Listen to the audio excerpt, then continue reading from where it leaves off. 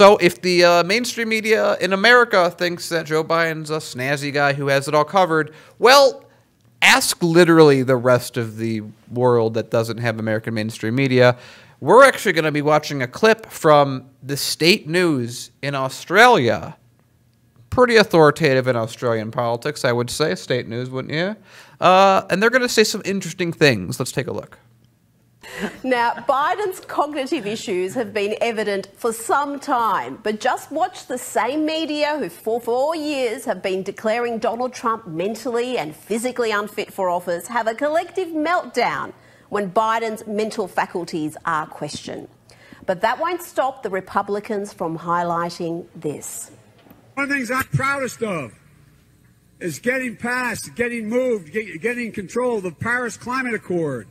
I'm the guy that came back after meeting with Deng Xiaoping and making the case that I believe China would join if we put pressure on them. You had people like you had people like the former chairman and leader of the party in Germany. You missed the best bit. You're trying to read out a phone number. It's hilarious. Now, can you imagine that man in a presidential debate with Donald Trump? There's not enough popcorn in the world. So I want to double check you there, Daniel. What do we got? So actually, Sky News Australia is not state news. It's not state. No, it's owned by Rupert Murdoch. I mean, it's basically state news in all effects. Even though if it's not state news, it's right, in the same way that MSNBC and CNN are state news. I mean, let's be real. That technicality, it could still be true, even if it's not correct. It could still be true, even though it's not. But we'll be as correct as possible and say. That's why Paul's pointing that out and rightfully corrected me on that statement. Though I will still remain that the soul of my argument holds true, even though technically he's right. So on this is what I mean. This is Australia. This is an American ally. It's not like not like Putin saying this. Not like Iran saying this. It's not like Saudi Arabia. Well, no, Saudi Arabia's our allies. Never mind. They might say that. But this is the establishment of another country pointing out the obvious. Something that if you're an American and you said that in America, you'd be called, oh, where's your tinfoil hat? And I would respond, it's aluminum foil now.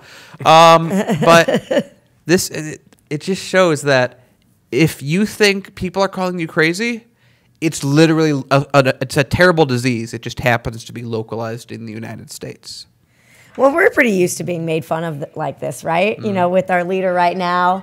So it's just going to transition over to if Joe Biden were to actually ever beat Trump, you know, worldwide being made fun of by other world leaders and other state media outlets or otherwise.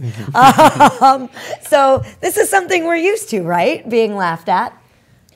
Well, yeah, I mean, yeah, I think the really important takeaway here is this is not something that's invisible, right? This is something that early on in the debates, MSNBC was rightly pointing out, boy, it doesn't look like Joe Biden really has the stuff to go see this all the way through. But now that he's the front runner, how dare anyone question his mental faculties? But they're questioning it out in the open. I mean, Sky News is very much a Fox News style channel. It's a very conservative leaning channel. And it's a preview, I think, of the type of attacks that you're going to see coming from the Trump administration and the Trump campaign in the general if Biden wins. And I think it's worth pointing out because people will often say, well, why do we even care what they're saying about you know, our politics here in America? In Australia, they don't get to vote. They don't care. Why should they care?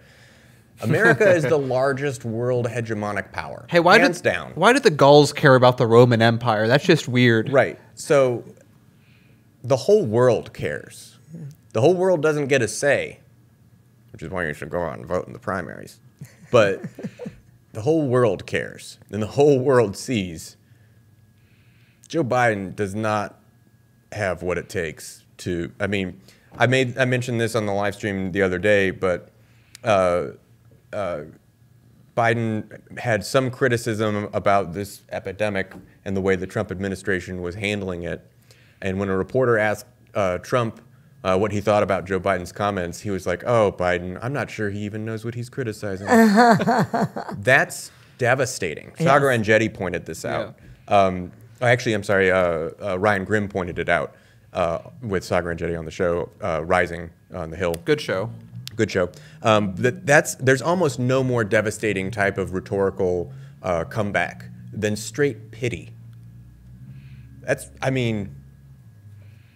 Biden's going to get steamrolled if he wins the nomination. Right, and what's really horrible is the Democrats are hiding it. They're hiding out in how they're changing the rules for the debates, you know, and so instead of doing what a primary is supposed to do, which is giving the voters an opportunity to really look at their candidates and say, okay, this is the candidate that I think is the winner, this is the candidate I really want to vote for, they're hiding out behind forums and behind sitting on stools so that, you know, certain candidates don't get winded because they don't have the kind of energy it's going to take to actually run the country. Forget about beating Trump. If you have to have an afternoon nap every single day, you're not going to be able to run the country. Yeah. So, I mean, I think that, you know, the one conversation is the fact that a vote for Joe Biden is a vote for Trump. I'm just going to put it out there for you people, right? And beyond that, even if he were to win, we're gonna count on whatever VP pick he has?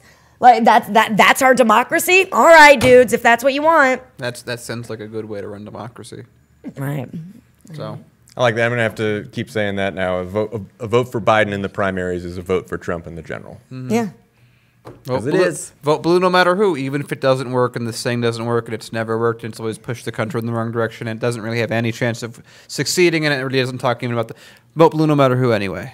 You know, we got to talk to Nico House earlier today, and he made an excellent point, I thought. He said if you look at, and we were talking about this earlier on this show even, if you look at the breakdown, it's something like, 20-some% of America identifies as Republican, about the same amount identify as Democrat, and it's 41-ish% identify as independents.